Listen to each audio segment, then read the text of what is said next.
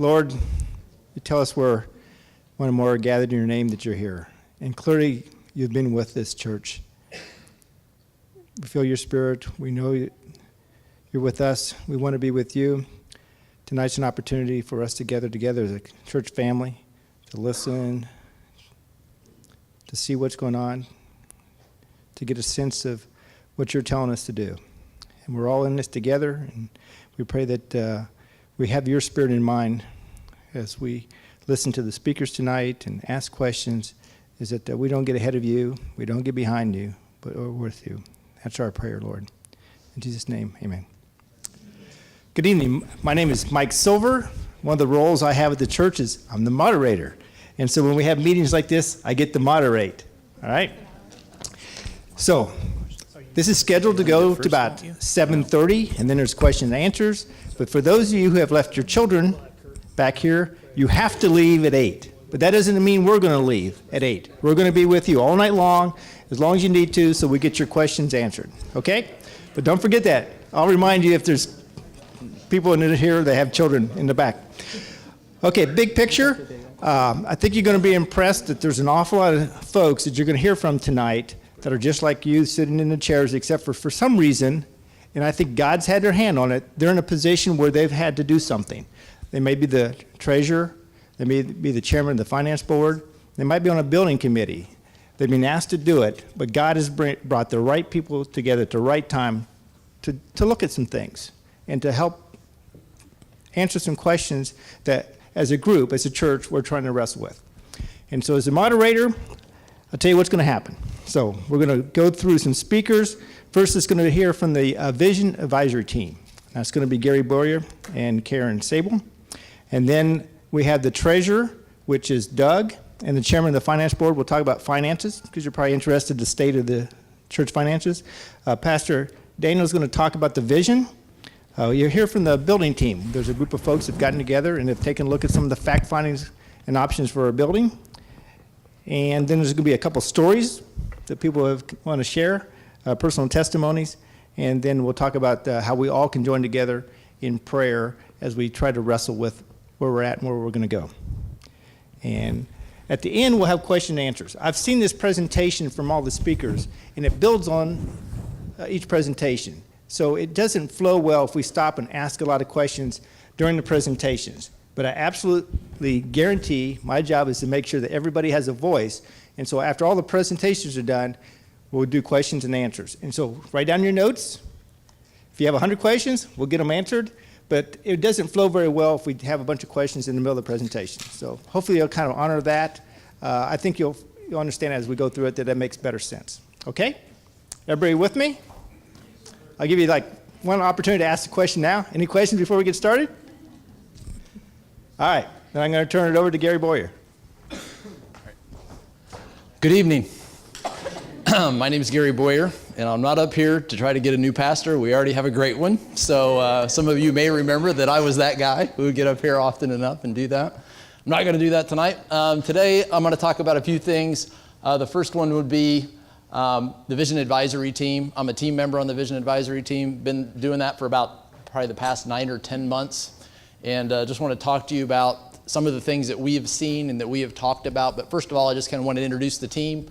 Daniel's on the team. We don't need to stand because I think you know most of these people. Tammy Borer, Lane Yahiro, Karen Hosterman Sable, and Trevor Oakes, and myself. We're on the team. And you may be asking, well, what is the VAT? In the name, it's the Vision Advisory Team. We just had to make up a name, and that's what we went with. But really what we're all about is we're about prayer, okay, as a team, and really working as a team and as a leadership team. We share ideas. Daniel has a lot of ideas. We have a lot of ideas, and we need to get those out and have a session and a group of people that are similar mind, like mind, but also some differences to be able to express those ideas. We also want to shape the long-term vision of Calvary, but then more so the long-term vision of Calvary's ministries. Okay, that's what we're about. We're about ministries. We're about people. That's what we want to do. We also provide feedback. And one of the things that we can do is provide very honest feedback. We're very open. We're very vulnerable in these meetings, and we want to make sure that we are on the same page and that we're doing the right things to promote ministries here at Calvary. A couple things about where we are, and that's what I'm going to cover here in just the next 2 slides. It says progress because that's what we've made. We've made a lot of progress here in the past 13 months.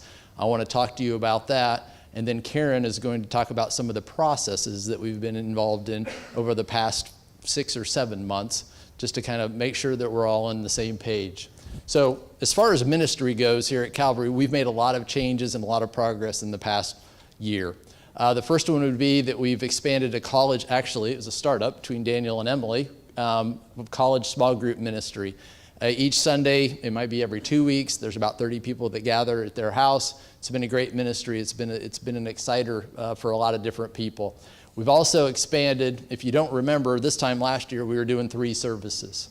Okay, just in the last August, that's when we really started into 4 services, and that's been a great thing. But at the time, we didn't know if that was going to be a good thing. We thought that might go over like a lead balloon. We didn't know.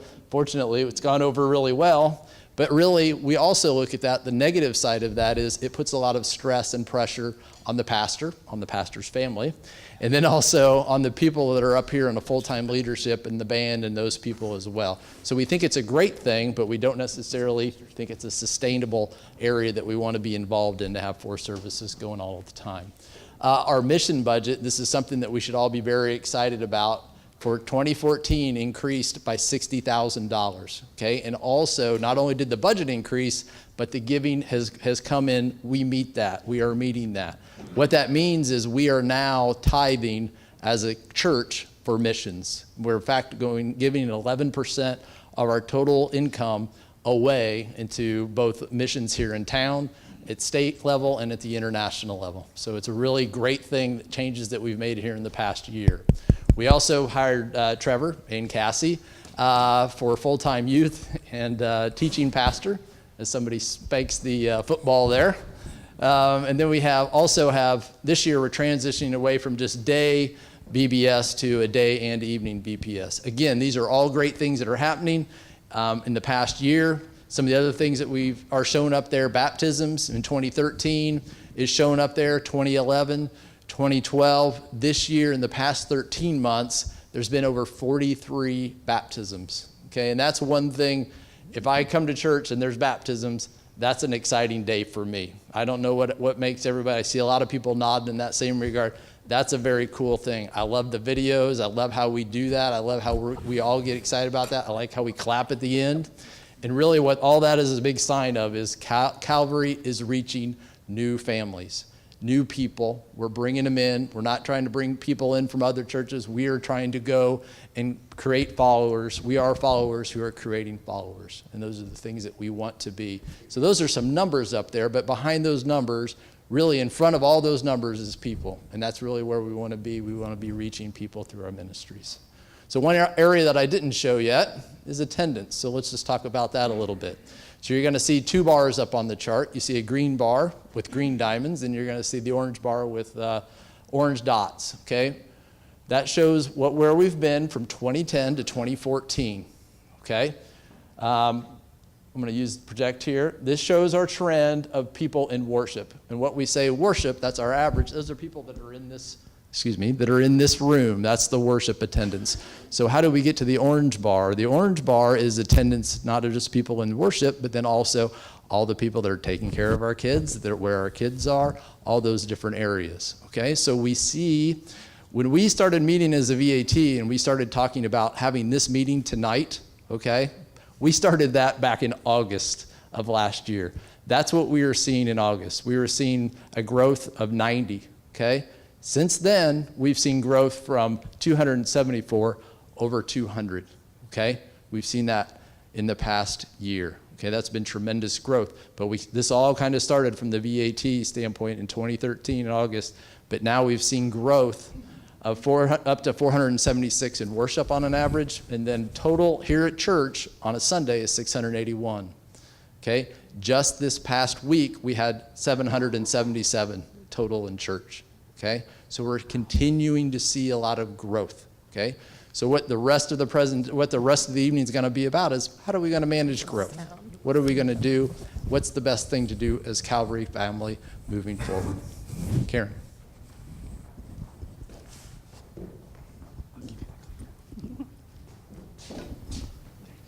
This is the baton. We get to pass it tonight. My name is Karen Hosterman Sable, and I am a member of the VAT.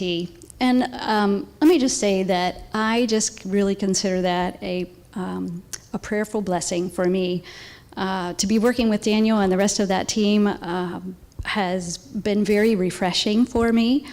And I just have to say, I just want to give Daniel credit that he is a man of prayer. And we start our meetings with prayer. We pray for each other. We pray for you. We pray for our church. We have earnestly sought God to show us the way to go.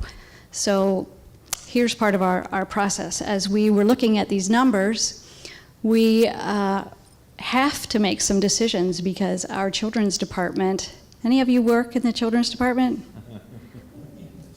So you know what's going on, right? We're exploding with children. Woohoo! So is that sustainable? No, not really.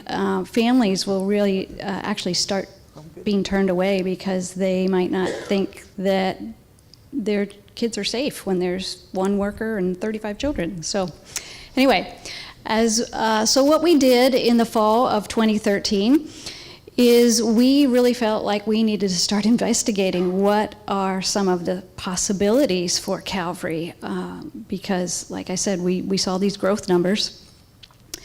And so we discussed children and youth ministry. Our Sunday worship is getting more and more crowded. And we talked about what's going to be our short-term strategy and what should we be looking at for the long-term strategy as well. So we commissioned a fact-finding team in the fourth quarter of 2013. And that was Doug Sable, Jeremy Bird, Cindy Jones. Who else was on there? Greg Smith and Drew Furry. So thank you all for serving on that. And what we wanted was we just wanted them to investigate and give us some facts. What we needed to understand the playing field. So they looked into codes, city regulations, zoning.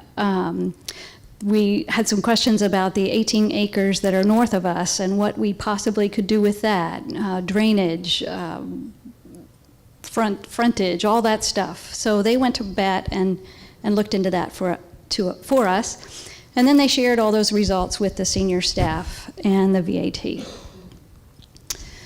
So from there, we really felt that we were on the verge of having to make some decisions. So Daniel really felt it was important that we commission a prayer team because, you know, when you start looking at those numbers, all of us are kind of used to a bell curve, you know, the attendance goes up, up, up, and you think, okay, when's it going to curve and go down again or normalize? And this thing is just not normalizing, so that's a good problem to have. So we really felt like we really needed to be backed in prayer and to have people just really praying for us and for wisdom, for God to just speak really clearly to us, and for our next team, which is our building investigation team, to find out more for us. So we launched that team as well in the second quarter of 2014. We wanted them to utilize the results of our FFT, our fact-finding team. And we also interviewed, or actually we looked at 3 different architects and the cost of that. And we went with TW Church Solutions, primarily for cost and also because they mostly build churches, and we wanted someone with good experience in that area. And the building investigation team presented the results to the senior staff, the VAT, and the finance team. And you'll be hearing from them later tonight, too. And then we also looked into a company called Generis, and they specialize in what I'm going to call capital campaigns. Because I don't know if any of you have ever served on a capital campaign before, but Purdue University has a whole entire department dedicated to that with lots and lots and lots of people, and that's their expertise. I don't have that expertise. Maybe you do. But I was on a capital campaign committee, and it was of 4 people, and we just kind of stared at each other and said, what do we do? So we really felt that it was important for us, if we're going to do a capital campaign, to have a professional behind us. So they did a feasibility study. They looked at our finances, they looked at our giving, they looked at some of our habits, they looked into our past giving, and they gave us their professional insights and did an analysis for us, and then that was also presented to the staff and the VAT and the finance team. And one of the things that we asked them very bluntly was, please don't tell us what we want to hear. Will you really be honest with us that if we as a church we're not in a good position to either borrow more money or to start a capital campaign, will you tell us that? And they assured us that they would, and that they had done that in the past, that they were able to tell churches, whoa, you really don't need to go there right now. You're not in good enough shape. So we had that assurance with them too. All right, next you're going to hear from the finance team.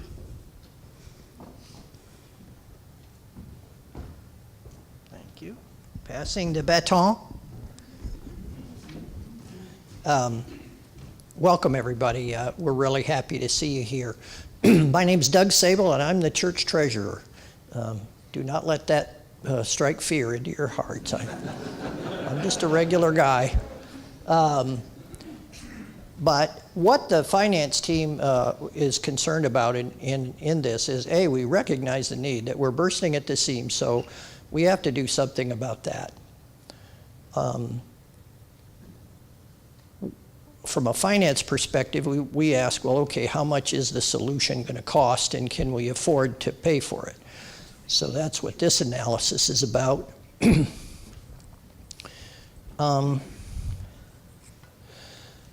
financial considerations, I'm sorry this type is pretty small, but I'll read it through so you can stay with the program here. The finance team gave careful consideration to the question of whether the proposed ministry expansion was reasonable and prudent with an appropriate balance of faith and reason. With the assistance of an experienced third-party consultant, the team focused on three key financial aspects of ministry expansion. And those 3 things are, is there a healthy environment for growth? We call that, what we did was a generosity assessment of this church. Will it support this program? Will it pitch in, pay for the program, give to the extent that we need to have? The second piece is capital from a generosity initiative, and that is gifts. I think it was referred to as a capital campaign. You pay for a new building in 2 ways in a church. You raise the money yourself, and what you don't raise, you borrow. So, and the last thing on there is capital from a reasonable expansion in our mortgage. Okay, we currently have a mortgage on the land and the building today. It's equal to $1.1 million. So we would have to add to that to finance a structure. Okay? Well, we hired a company called Generis to help us do the generosity assessment. None of us were qualified here to do that. Generis does this all over the country. They're very familiar with churches and how they work and the factors that to look for. So we asked them to come in, and we opened the doors, opened everything to them, and said, here, look at it all. They were very diligent in the way that they went about their analysis. They interviewed people in the church. They interviewed members, non-members, visitors, staff, volunteers. They really did a thorough job of trying to understand what's this church like and how is it working together. So the results of that are just some highlights. The reports substantial. These are some highlights from it. Leaders and attenders speak highly of Pastor Daniel and the staff and believe they have the capabilities to lead the church into the future. Leadership, both staff and volunteer leaders, have been transparent and are committed to help the church move forward in the area of stewardship. The congregation is open to new initiatives and is highly committed to Calvary's missions. CBC has been able to meet expenses during challenging economic times. Hooray, the treasurer says. CBC matches the national norms for giving in churches. 1, in per capita giving. 2, in the distribution of giving. And 3, in having a healthy debt load. Okay? We're looking for people. Amy can So we looked at expansion readiness. Are you ready? Based on their assessment and experience working with many churches, Generis believes Calvary has the right factors in place and is well poised to move forward with a ministry expansion project by raising funds in the range of $1.75 million to $2.45 million in gifts and pledges. That type of a campaign is 3 years long. Okay. Calvary's Christ-centered vision to make followers who make followers has been caught, understood, and well received by the congregation. The church is in a growing life stage, as you've seen from the things that Gary said, from what Karen said. The place is exploding. God's here and doing a lot of work in this church. And we've got momentum. It's not stopping. It's continuing to grow. The ratio of household giving to attendance is phenomenally high. These numbers bode extremely well for accelerating generosity through a major initiative. Almost everybody gives something. And that's very important. Now, the third piece of this is the lending piece. I've got one more list of quotes here, and then we'll get to the lending. I'm going to have Ron Coates come up and do the lending piece. Before I do this, though, I just remember, I want to recognize Larry Baxter also. Larry, Ron, and I are kind of the finance people at the church. And Larry has really been helpful putting a lot of information together and gathering data when we need it. And Ron's been great leading the finance team. But let me go through these real quick, and then we'll turn it over to Ron. In support of their estimated range, Generis cited the following positive factors from analysis and conversations. It's obvious that the members of Calvary Baptist Church have not only caught the vision, but are deeply invested in making the vision a reality and recognize that facility expansion is absolutely needed to propel the vision forward. There's a strong recognition by lay leaders that facility expansion is critical for the future growth and health of Calvary. The congregation, numerous dialogue opportunities made it very clear that Pastor Daniel and the staff are the leaders for Calvary Baptist Church for such a time as this. And Calvary has the necessary generosity margin to fund the vision of expanding facilities. Okay? So thank you for your attention. And now we get to lending capacity, and I turn it over to my friend Ron Coates.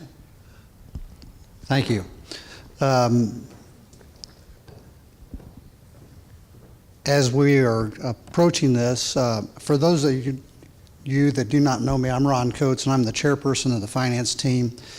Besides our great treasurer and our pastor and Larry Baxter, we have Rick Butler, Cindy Jones, Susan Kearns, Mike Ferguson, and Mark Scott. And all of these people have been very diligent in what we're trying to do here tonight.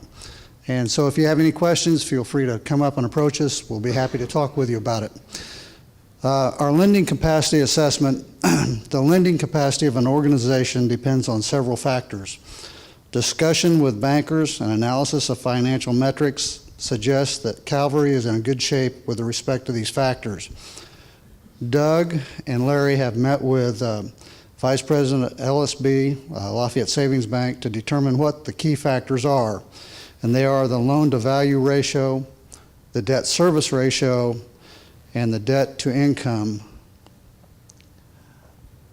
Doug and Larry also have met with lending executives from Chase Bank to get a specific estimate of our lending capacity for a new project.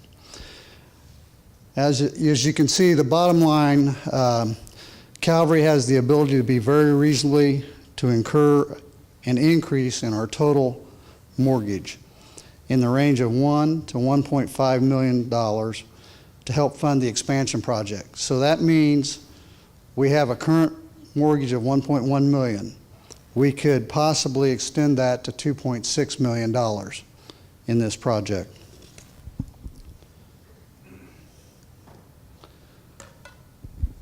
So the proposed realistic range for the total project cost of this ministry is expansion. One of the things that I want to point out here is, as we get to these figures, the finance team came to these figures independent of other teams working in this area. So it wasn't a collaboration of, well, we got to have this much money, this is what you think. We came to this conclusion on our own. The proposed realistic range for the total project cost for the ministry expansion. And again, as Doug has said, we get money from two places: capital campaigns, which is cash, and/or mortgage money. The capital funds campaign, Generis is saying that they think that we can raise from a conservative number of $1.75 million to $2.45 million in a 3-year period. And then, as Larry and Doug have talked with the bankers, they feel like we can expand our mortgage from $1 to $1.5 million. So that range comes up to $2.75 million to $3.95 million if you went the total ranges from the bottom to the top. We feel like the financial team felt like a reasonable range was $3 million to $3.2 million for the project costs. And again, I want to stress that we came up with this figure independently.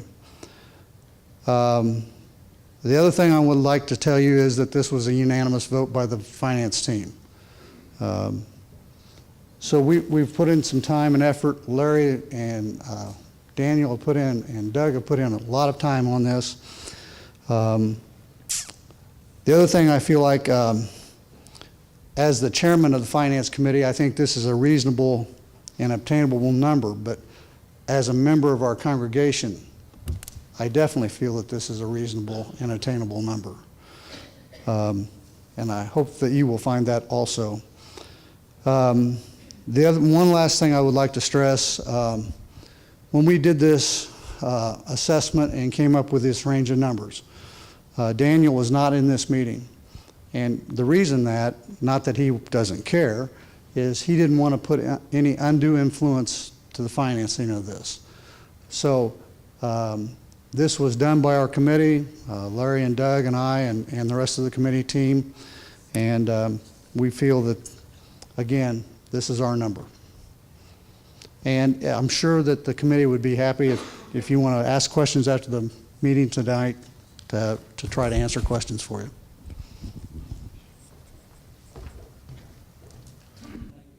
Thanks, Ron. So what is this about? Really simple, right? What is this about? Why are we doing this? I think that's the question we all need to ask ourselves right from the beginning. Why do we endeavor and to do this? What's the long-term vision, and how does this fit into that parameters?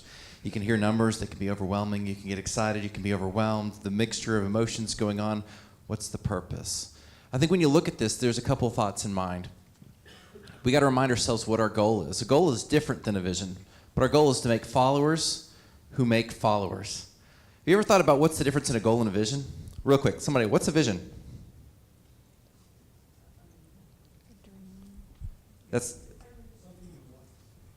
Yeah, it's something you want to see. It's the way. There, I quoted you there. Are you happy? It's the way to see where you're going. It's the way to accomplish where you're going. Okay. Here's what I would tell you, and you're going to hear this later in the motion recommendation. We're not going to do this without an 80% approval from the voting members of this church. 80%. That's what we said we're going to do. The Constitution says we can do it with 51%, but that would be crazy, right? Because you got 49% people going, no, I'm not doing it. So the VAT really wants you to be on board with that. We want you to understand that that's a primary thing. And here's why. We believe that as a church, you should buy into this idea of making followers who make followers, and that this is the best way to do this. Now, what happens if you vote this down? What happens if we get 78% who vote yes and 22% say no? What's plan B? I don't know. But our goal is going to stay the same. If you vote this down, guess what? It doesn't change our mission. It doesn't change where we're going. It doesn't change the direction. It might change direction a little, but it doesn't change the purpose of what we're about. We're about making followers who make followers. So let me give you a little insight into where this works and how this works. This next slide is going to say our vision. It's really not the vision. It's kind of the measuring stick of that. We are gearing up to be to accommodate 1,500 to 1,800 people on Sunday morning. Why?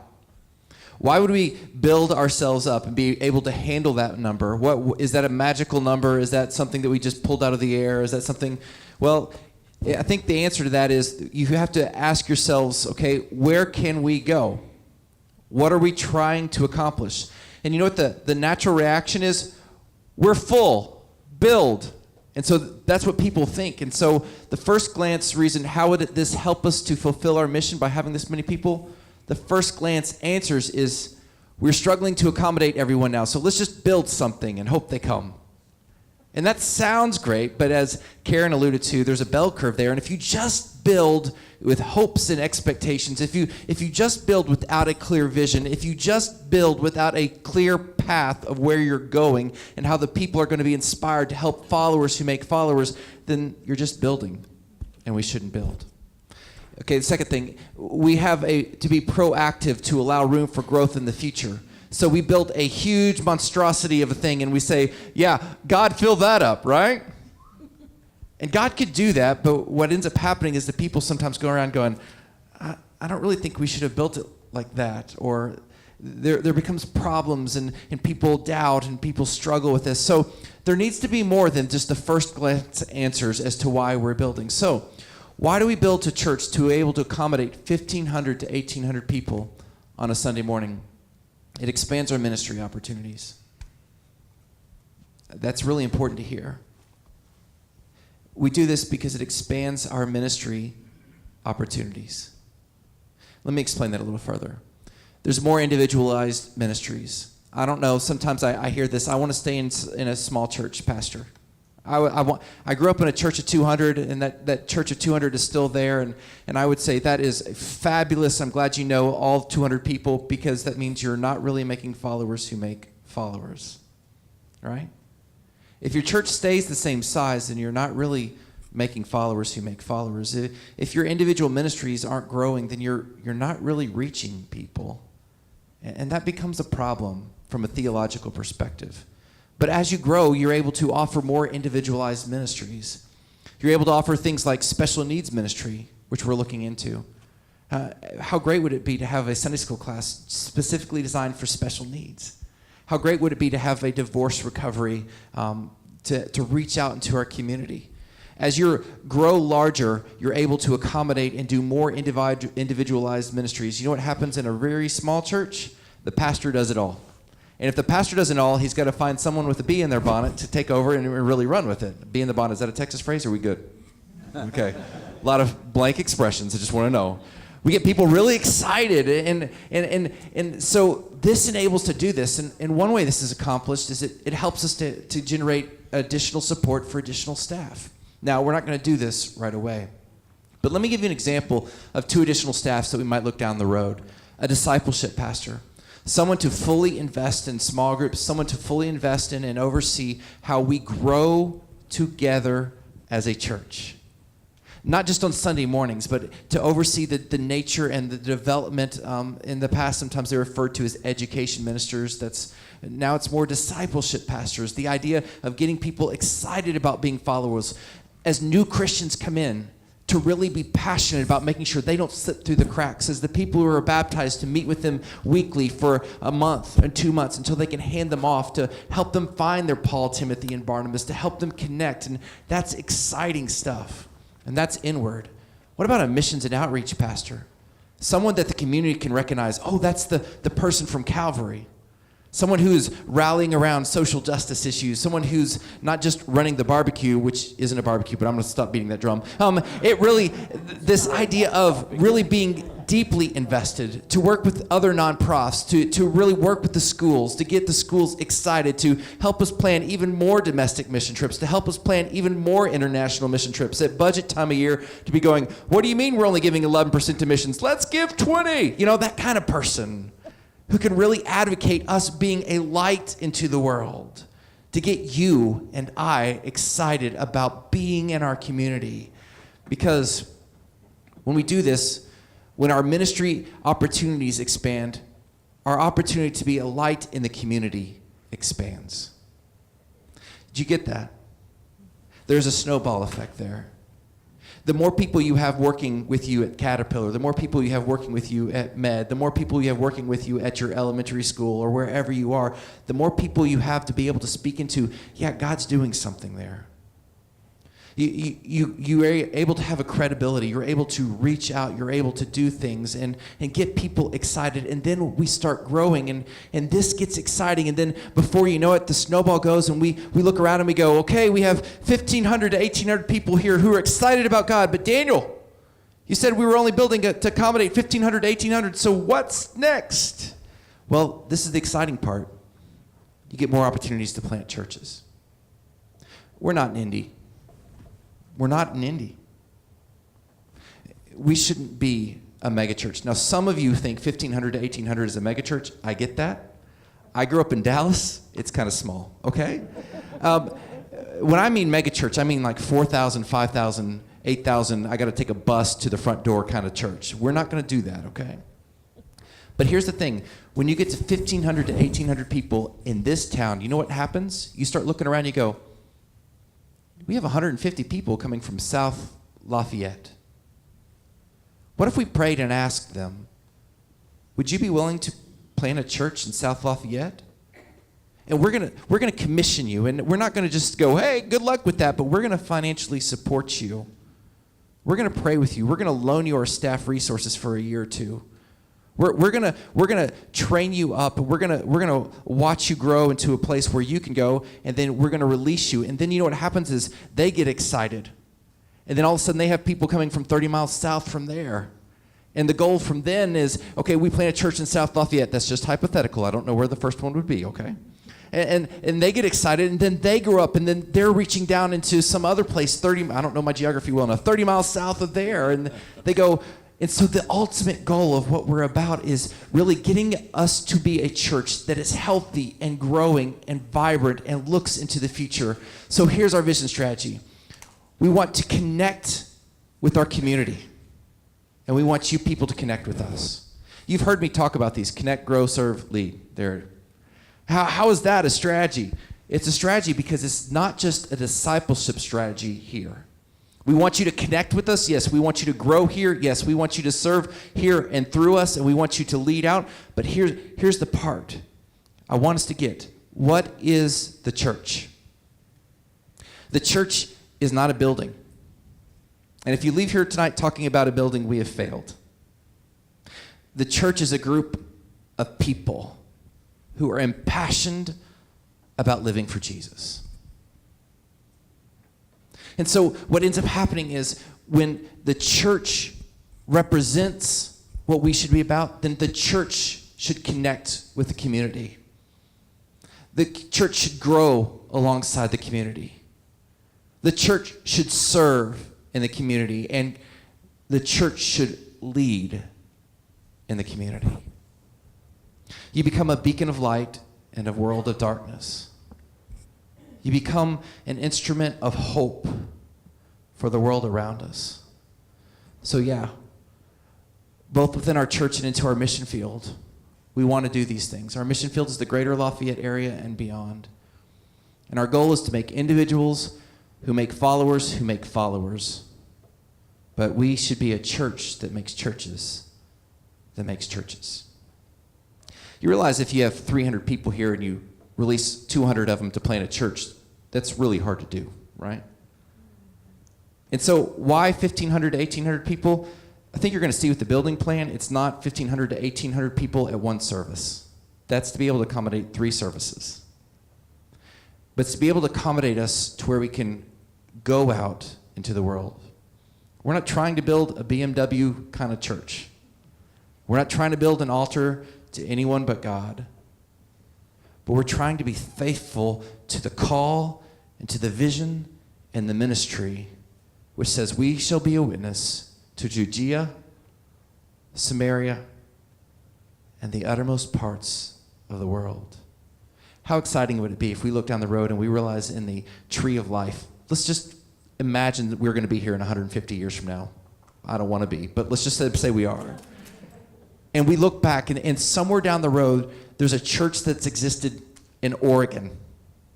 And that church existed in Oregon because of the vision and the mission path that this church bought into that said, we are going to be a church that plants other churches. What if there was an underground church in China that happened because we bought into the vision that said, we're going to be a church that plants churches that goes out to the othermost parts of the world. Susie, you like that? I like that. What if we really bought into this idea? Now, I'm all in. You can see that. But here's my challenge to you. I'm going to come back up and answer questions, and I'm sure I'll be talking way too much. But here's what I want to say to you. Please, vote what God asks you to vote on. Don't follow me blindly. Do not do that. But I'm asking you, if you vote, if you write your name on that ballot, I'm asking you to vote what God asks you to vote. But I'm asking you to pray every day between now and June 8th. To do that. To be in good conscience. I don't want you to look at me. That's the same thing with the finances. Larry and Doug and Ron, I've told them, the finances, I get it, but that's not my expertise. Guys, I'm going to tell the church, y'all came up, I'm good, But what I want you to be able to do is not blame someone. I want you to be able to look yourself in the mirror and say, I believe this is the direction God wants us to do, because here's the catch. If I cast a vision and you don't own it, it's not a vision. You have to really believe that God is calling us to do this, or we shouldn't do it. So would you pray? Would you be open to what God wants us to do? Would you explore? And then if you get a little glimpse of the excitement of what God's doing, would you do me a favor and share? Because there's a lot of our church that's not here. Would you get your small groups excited? Would you challenge people to watch this recording, or we might even do another meeting coming up in a few weeks? Would you just be open to that? I'm excited to see what God's going to do through you. Thanks for letting me be your pastor. Jeremy Burr.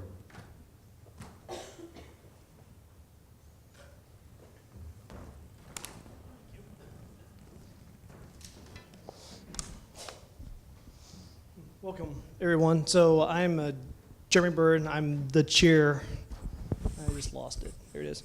I'm the chair of the building investigation team, and I want to talk more details about the expansion. And again, one of the big things to keep in mind here is the building is not the end. The building is just a means that we can go out and serve others.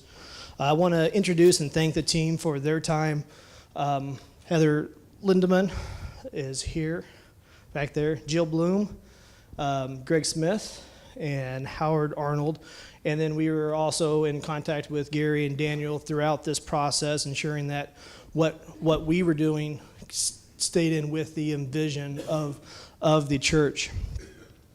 Also, I want to thank the congregation and everyone here for their prayers. What you'll see, some numbers coming through here, couldn't be done without knowing God's will and without following Him. Our team focused in prayer was really the first thing. We wanted to ensure that we were in prayer for every decision that we made, to make sure that throughout every decision that it does follow God. And we partnered with T&W, where we mentioned earlier, and we partnered with them for multiple reasons. And they have a lot of experience building churches. They're actually building a couple in Indy right now. They're building one in Kentucky. They're building a couple more around. And that's what they do. They really helped us make some good decisions, some right decisions on sizes. And with them, they have a three-phase approach. They have a discovery phase, an architecture phase, and a construction phase. So right now we are actually coming out of the discovery phase, where we've worked with them with a needs assessment, working with the staff to understand what is our vision, how big do we need to be, what areas of the church really need to serve us well. And coming out of that, our focus is children's first. We know that is a very tight area now, and we know that we need children's space for growth. We know that it needs to be close to worship as well, because lots of moms don't want to walk across a building to drop off their kids and then come in to worship far away. Worship space was the second one that was also key. And then a multi-purpose space, and a multi-purpose space is not a gym. We are not building a gym. Multi-purpose space is a space design that can be used throughout the week, more than just on Sunday morning. So jumping to the proposal itself, after looking through the options, our proposal that we're going to put forth is to add on to this building itself. And we want to renovate this building. And by renovate, I mean completely renovate. We'll be tearing out walls, repurposing this entire building for children's space, and then we'll be building right next to it a larger building, about 21,000 square foot building, somewhere in that range, that will be used for worship, for the multi-purpose areas, and for a larger foyer. And with that, because of some codes, different things with West Lafayette, we believe that we'll actually have to expand onto the north property. And so we're going to be working with TIPCO to ensure that we have cooperation with them. It may just be a parking lot that goes there, which then gives them better parking. Again, those details will be in the second phase of design, which is the architecture phase itself. With more people, obviously we need more parking, so our parking lot will have to grow. And then again, right now, everything that we've done in this discovery phase is essentially a spreadsheet. So there's no lines on paper. We just know roughly what type of size of areas that we need right now. So that part will come into the next phase, which will be upon approval of the vote. And as well, at that point, we're going to work with multiple ministries here to get the input from the different ministries to make sure that we have the right needs serviced. Going into just a little bit more detail, we really want a Gold Star space for children and for worship. The Gold Star doesn't mean that we're going to put gold on the walls. I know. So we're going to actually be very sensible in the finishes. By Gold Star, we mean that is the focus. We're going to ensure that for the children and for the worship, that the building and the spaces are designed properly. And with that, right now, for the areas that we need for the toddlers and the infants, we're talking about roughly about 4 times the space that we have today. For the elementary kids, talking about 2.5 times the space. And along with that, we want to make the children's area inviting. So we're looking to add a welcome area with a dedicated and secure check-in for the children as well. For the worship, we are looking to more than double what we have now. So right now we have roughly about 220 seats in here. If you guys were at Harrison at Easter, they had about 650 seats. So we're looking to start out about 530 seats, but we do want to design the worship center itself to be able to hold up to 750 seats very easily. So you can see in that little circle schematic that some of the space, we're going to build the bones of a 750 seat auditorium, but we're going to utilize some of that space early to help keep our building size down, reduce costs, and make for easy expansion. This will also be very similar to what we have today. Our goal is to make this a multi-purpose space as well. So our chairs would be movable so we could use it for larger functions. In the multi-purpose space, we are looking to design an area that can be used throughout the week for multiple groups, CR, women's, youth groups, college, small groups, men's ministry, everyone who needs that space where we're trying to make a fellowship area which will be surrounded by classrooms and breakout rooms close to it. Again, trying to give almost a more intimate seating for a fellowship area outside of just a large auditorium. We'll also look at increasing the foyer. Today, between services, I'm sure you guys have noticed that it gets a little bit crowded out there. People walking in, walking out, especially when Daniel runs a couple minutes late. So it does. So our foyer, with the recommendations from the architect, they're actually recommending the foyer to be about 5 times the size that we have now. And this, again, would be used as a multi-purpose area, potentially, and it'll be designed that way. We're also looking to incorporate some informal seating for overflow and to just give a nice inviting flow. And with the new building, with the multi-purpose spaces all in the new area, and we're going to have an improved prep kitchen area in that area because we know that people don't want to walk across the building with food and different things for functions.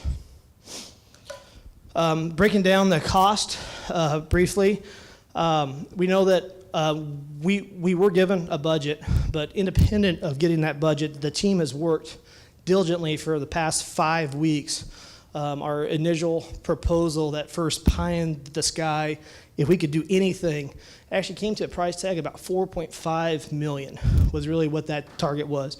And we knew as a team that wasn't sensible. So we worked the numbers down, and we actually have a proposal that will serve Calvary very well at about a 3.15 target.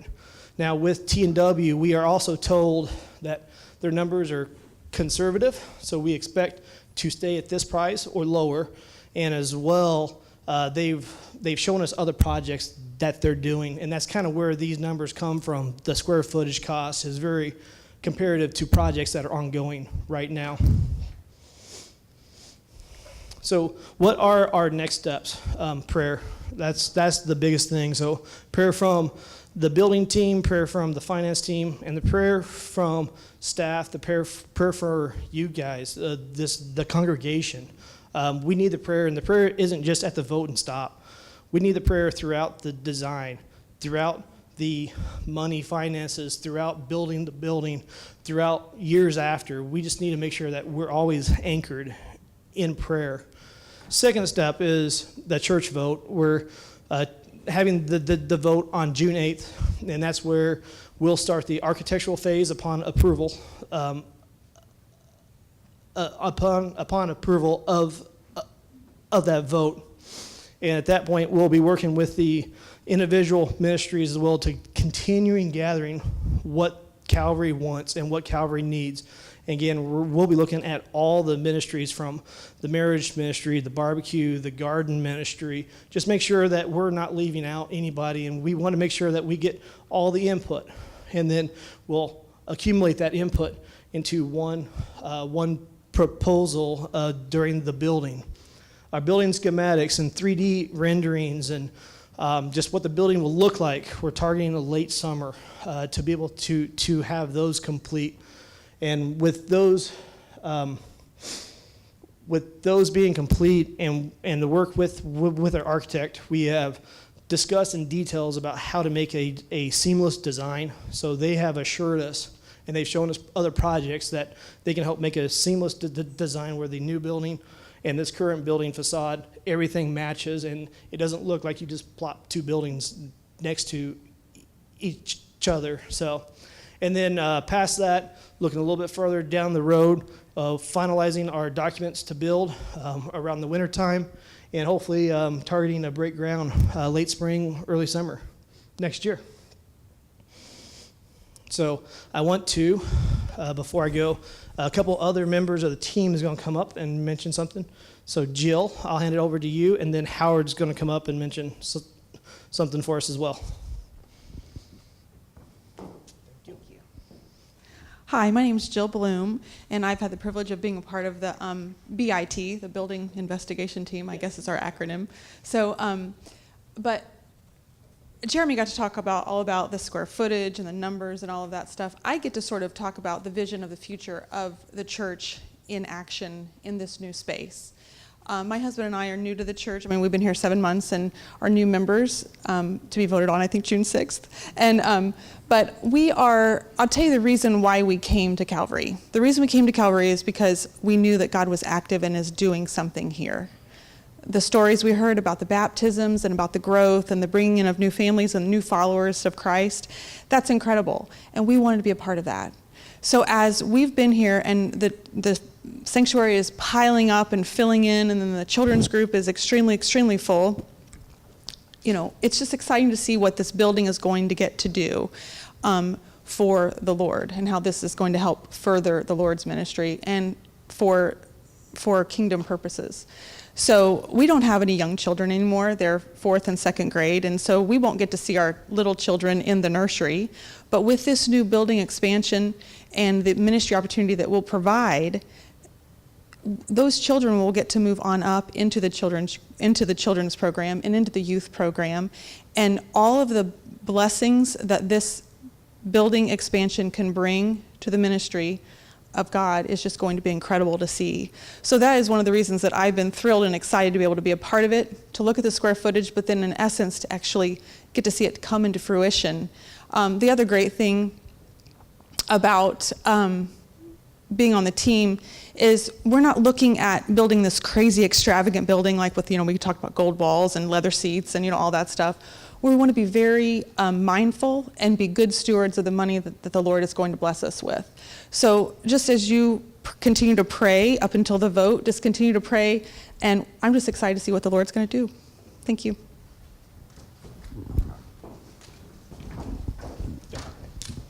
Hello, I'm Howard Arnold and also a member of the building team. I think I'm going to wrap it up here fairly quickly before Karen comes back up.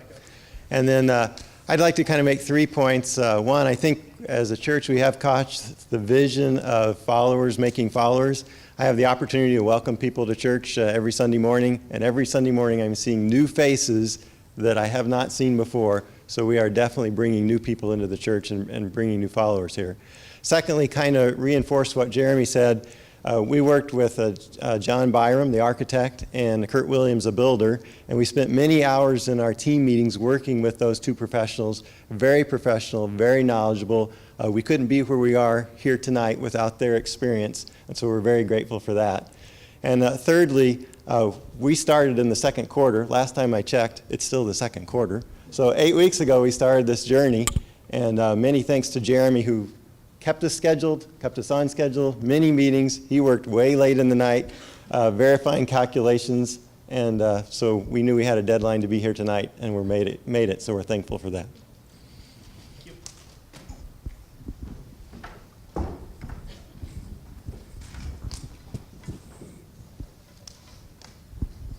So, where do we go from here? Well, first of all, our pastor already exhorted us to be praying. So I just really want to reiterate that we as a church need to be praying and asking God to make things so clear to us. And I also want to reiterate that normally for a motion to get passed, we only go with about 51%, but it's so important to us to have the vast majority of the church on board with this, because this is huge, and we don't want to take things lightly, so we're asking for an 80% affirmation for this vote. So there's been a broad, strong leadership support for the following recommendations. And this is what you'll be voting on. So this is what you will see. And this is what we want to want you to pray about so that you can vote intelligently coming up June 8th. That Calvary moves forward with a building expansion and remodeling project with a total project cost in the range of $3 to $3.2 million to accommodate ministry growth opportunities, and with authorization for initial expenses of up to $70,000 for architectural and design expenses. That's the architectural phase that Jeremy was talking about, and up to $40,000 for a potential capital campaign. And keep in mind that there are a couple of grants that we can apply for that we can get up to $30,000 to help us with these expenses, but we can't apply for the grant yet until we vote on these. So that is motion number 1. And again, if you have any questions about this, we'll be answering in a minute. And number 2, that Calvary affirms that Jeremy Byrd as the chair, Howard Arnold, Jill Bloom, Heather Lindeman, and Greg Smith serve as the building team overseeing this ministry and facilities expansion project through its duration, with Gary Boyer from the VAT and Daniel Berry serving as consultants for this team. The building team will be responsible for making regular reports to the church, just like we did with the pastor search team, consulting with the staff and church members of the church's needs, bringing architectural plans before the church for final approval, and overseeing the progress of the build. So that is motion number 2. And now, Karen Silver is going to come and lead us in prayer. Yahoo! So, I led the building prayer team that they talked about, and it's amazing, y'all. They did this all in 6 to 7 weeks. So all of these people, a couple dozen people, have been working really hard for 6 to 7 weeks. It's our turn. It's our turn to get to work.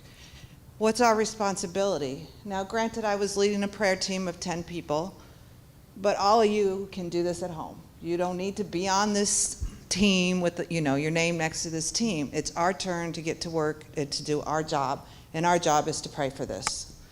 The team has formed 2 special events to pray together as a church. So the first one is May 28th, which is a week from today. And that is, we're going to have a regular all-day prayer day from 6 a.m. to 8 p.m. The sanctuary will be open. There's going to be a prayer guide so that certain areas we can pray together, focusing on the same things.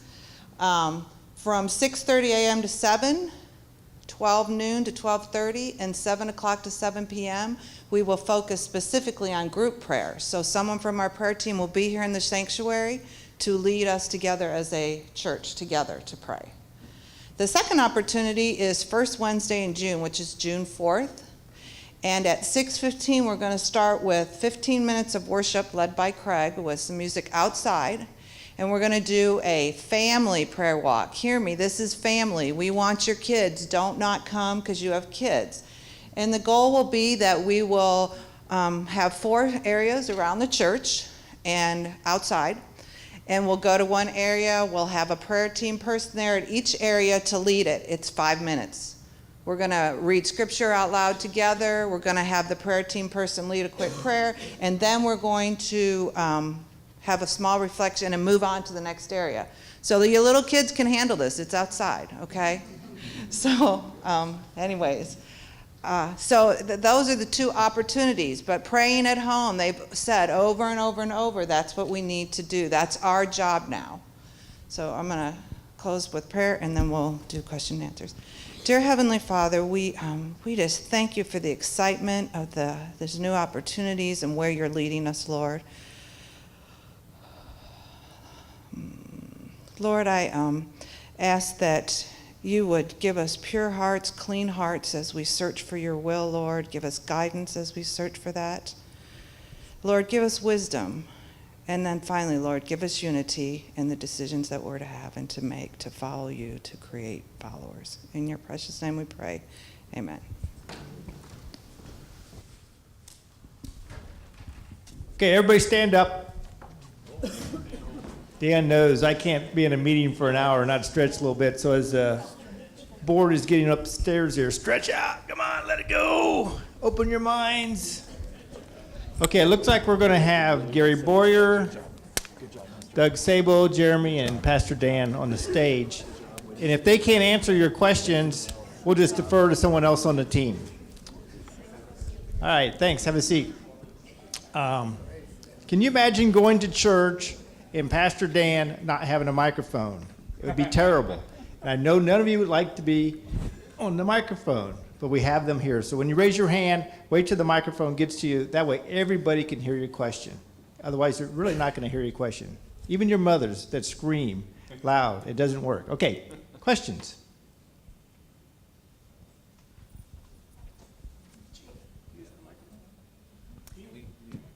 If you can't be here on the 8th, is there a way to be able to vote?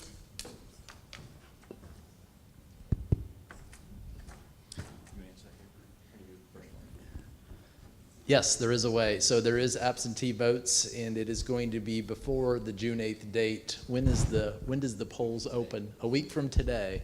So what, today's the 21st, that would be the 28th. So there's a period of like 10 days, I think, total. So you can go to the church office. Amy Kate will be there. She'll process your vote. I think and that's the process. Pretty simple.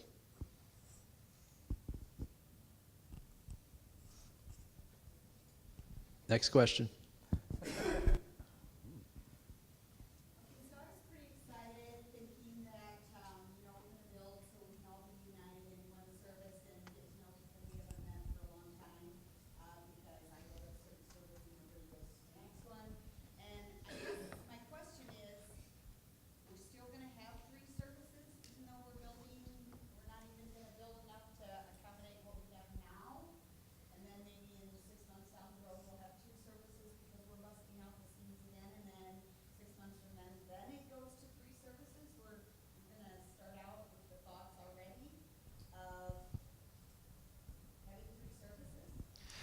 The long term would be 3 services, but the initial start would be 2 services. And the reason that is because it's cost. To be good stewards of God's money, we felt like, when you're paying, how much per square foot? $99 a square foot to be able to really build a sanctuary that holds an additional 600 people. And it's not just a sanctuary. Then you have to be able to accommodate all the kids. So it's a trickle-down effect. And then you're talking, instead of 3 to 3.2 million, you're probably talking $5.5 to $6 million. And so it was the intention of trying to really be a good steward of God's money and really being able to network. The other thing, I don't know how many of you have been in large churches, but when you have large churches, you have a lot of connections still, and you're not going to know everybody, but that's okay. You find different groups of people that you connect with. You find the ways to connect with, and that's what we want to do.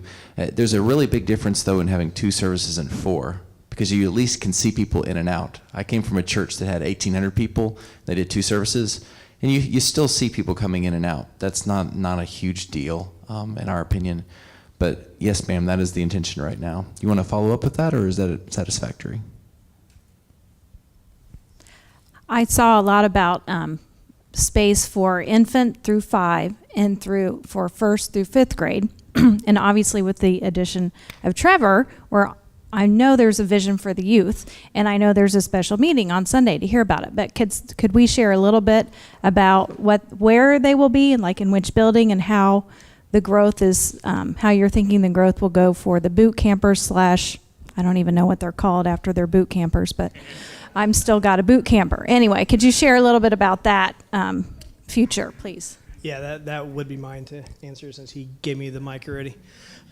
So for the youth, we worked through, and we had multiple areas where we've tried to place the youth, and we decided just for that purpose, the growth of the youth that's coming, the children growth is huge right now. They're going to grow up. They're going to become the youth. So we are placing the youth in the new building, and it's going to be one of those multi-purpose areas where we're going to design the target, because it's not designed yet, but the target is to almost have a smaller worship setting for them, and then there'll be classrooms and breakout rooms for the youth around that. So we are making room for the numbers that are predicted. We've worked with Trevor, we've worked with the architect for the growth that we're expecting to make sure that we are accounting for them. Follow-up question.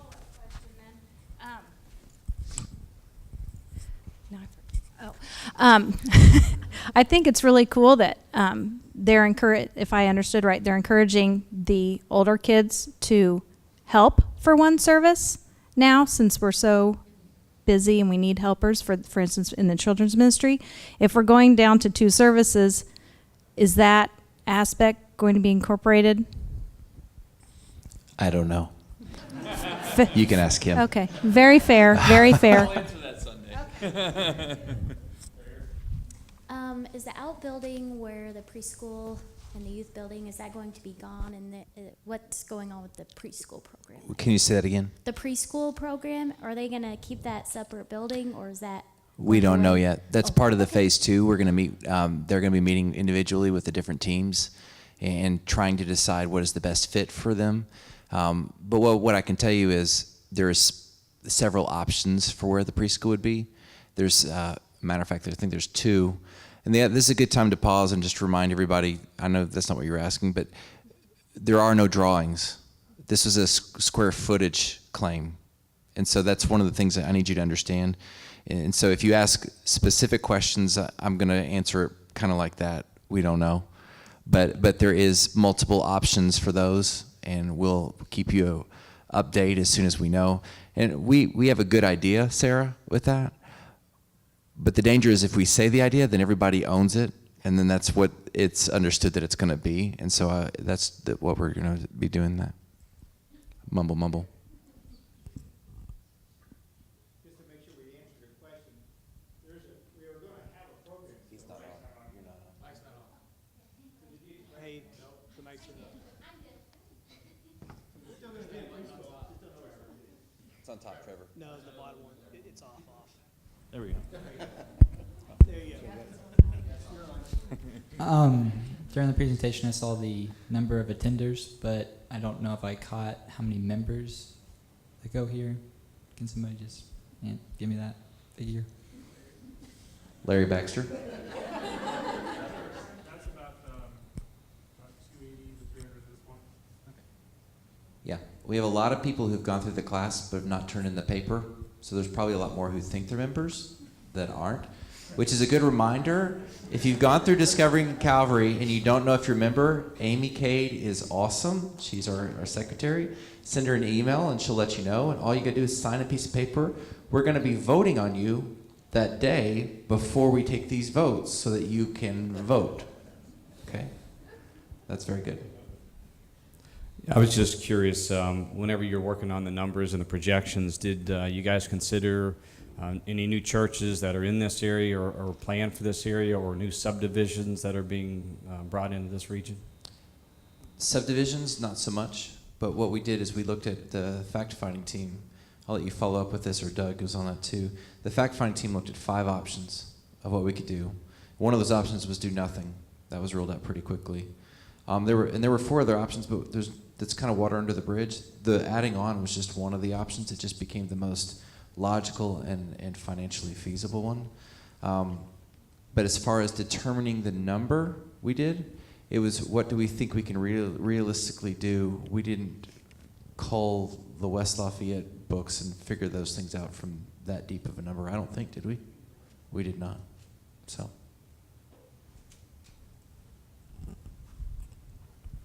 They talked about membership, so I want you all to know and tell as many people as you can, Discovering Calvary is being offered June 1st. So anyone who's interested in wanting to be a member to vote, be sure to come to Discovering Calvary June 1st at 6:30.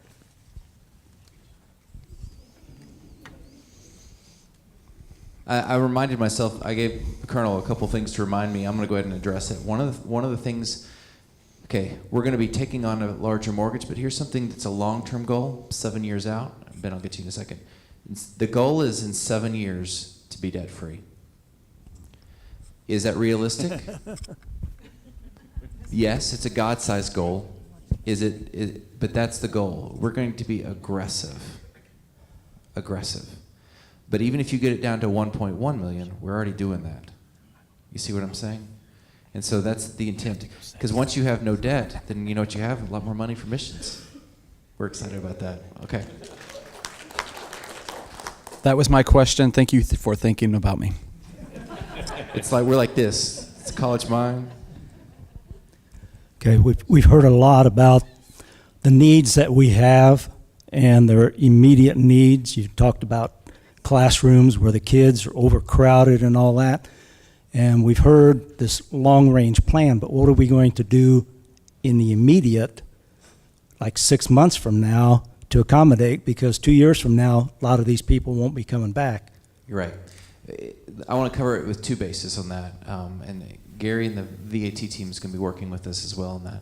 But the guy walking down the aisle right there, Trevor, is going to be chairing a team called the Transition Team, along with Amy, Anthony, and Craig, that guy right there. And their task right now is to figure out what we're going to do in August. Okay, let me put this in perspective. Since Easter, we bumped up averaging another 40 people about. So like last Sunday, we had 511 in worship. I believe is that the first time or the second time we've ever had more than 500 in worship on a non-Easter Sunday. And so that's, you got to anticipate or you're going to go. But the good news is, if you have something on the table, people will give you 18 months before they walk away. In other words, people will overcrowd in as long as there is a plan. What the transition looks like, I don't know. That I really don't. But the architects we work with, and the company we're working with, this is what they do, and they're gonna walk us through it. And it very likely will be build a new building before we ever touch this, and then go room by room and just kind of move people around. So it may not be as quick, and we open the doors, we have a great commissioning, and then we're still doing construction for a little while.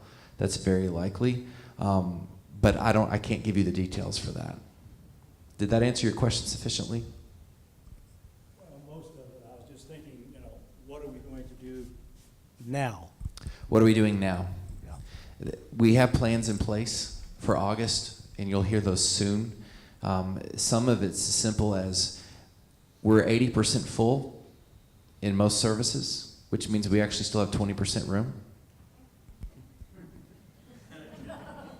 So scoot over. And let me just show you these. These are called front rows seats.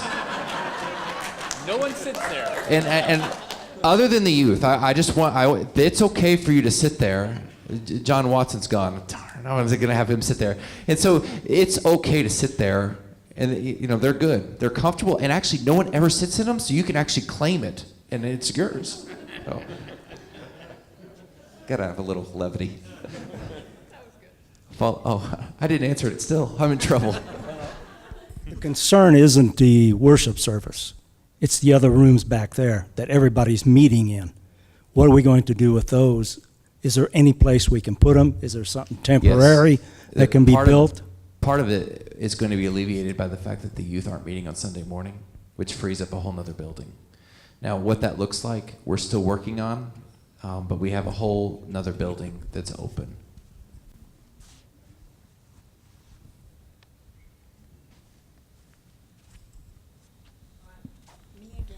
Sorry. I did hear saying that you become a member so you can vote. You have to be a member to vote? Bylaws say yes. Our Constitution says you have to. You can still vote, but it won't count. This church, I'm serious. We've had histories of turning in votes. Are you a member or not? And it's good to know. It helps us know if you're affirming of it. But if you're not a member, it doesn't count by our Constitution, and we have to follow that because of legality. So, yeah.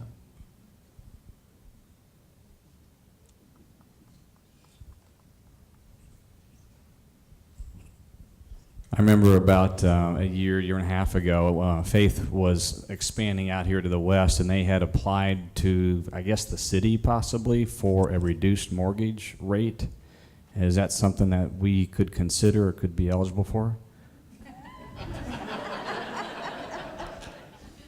Absolutely. We'll be on that.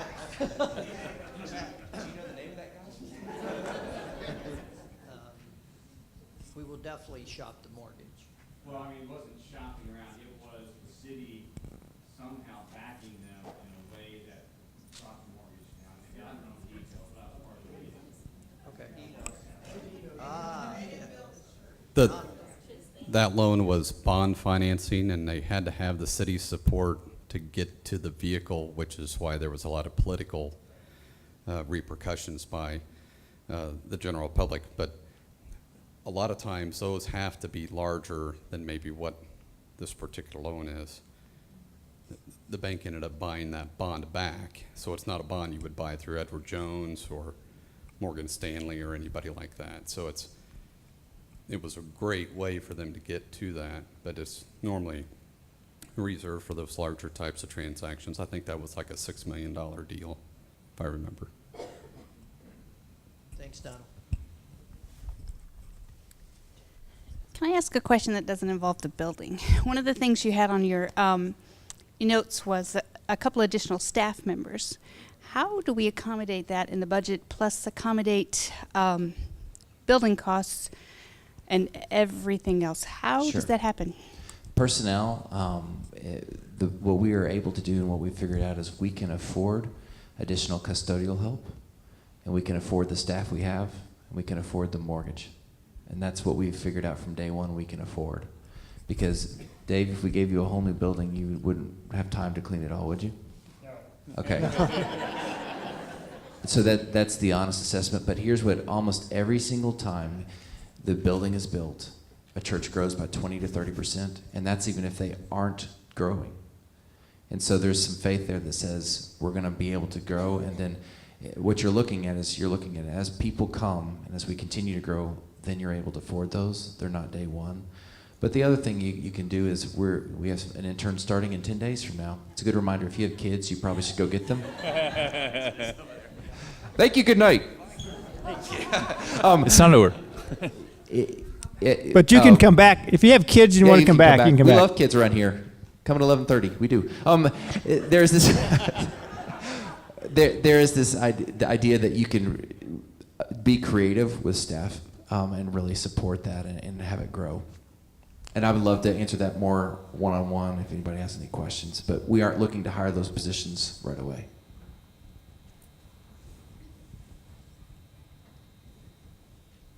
Mine really isn't a question. I like numbers. Actually, I hate numbers. But I was using my handy dandy calculator on my phone, and I based it on like 500 people, which is about what you would have. Giving an extra $10 every week for 7 years is just short of $2 million. Just to let you know. You can say that on a video if you want.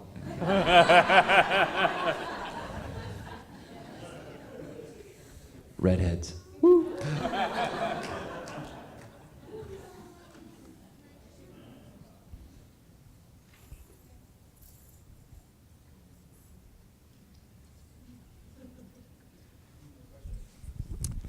Going once. Any other questions? These are all good questions. Okay. Good. Okay. Jerry will keep us going. Folks, I've been through this drill a few times, and believe me, if God wants the church built, we can do it with His help. But it does require His help, and there's nothing that we can't do. I started a church in northern Indiana with 40 people, and today there's something around 350 or something like that. So, like I say, don't count God out. Don't put Him in a box. He can do it, but it takes all of us. Thank you.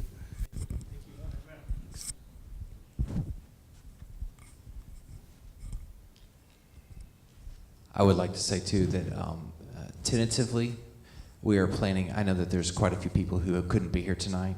It will be a Cliff Notes version. We will not have all the presenters unless they want to, but I'm planning on doing a Cliff Notes version with me following June 1st, Sunday morning service, to catch people up. If your spouse couldn't make it, if you have a friend, if you want your small group to be here, encourage them to come. We recognize that not everybody can come on Wednesday nights, but I'll go through the slides as best I can. I'll probably try to secure either Jeremy or somebody from the building team, and we will do a quicker version to try to address that at a separate time.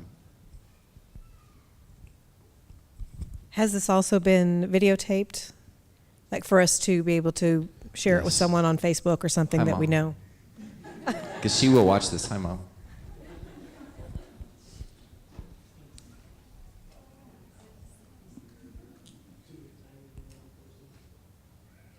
No one's given Gary a really hard question. I want that to happen.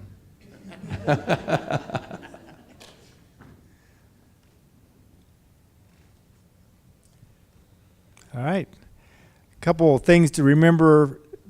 If you're not a member, there's an opportunity on June 2nd. I am a member. I'm going to be in California, so I can't be here. So I can start doing absentee voting as early as 1 week from today. You need to come in person so they can, get their vote and validate that it's you. And I think everybody is very willing to answer any questions at any time. Maybe there's something that you wanted to ask, but you wanted to keep it private, so stick around. They're going to stick around. And there's going to be a lot of opportunities to send an email or a phone call. You know who the folks are. And I would like to say this because I feel like I'm really busy. I'm a busy guy, but I haven't done anything compared to what these teams have done over the last year, 2 months, bring it together, countless hours of doing research on their own, going to meetings, asking questions. And you know what? Their work's not done yet. If we go down this path, you saw who's going to be on the committee because you're going to vote them in. If you get 80%, these guys are committing for a long time to do a lot of work on our behalf. And so as a member of the church, I'd like to give a thanks to this group of people that are volunteering their time.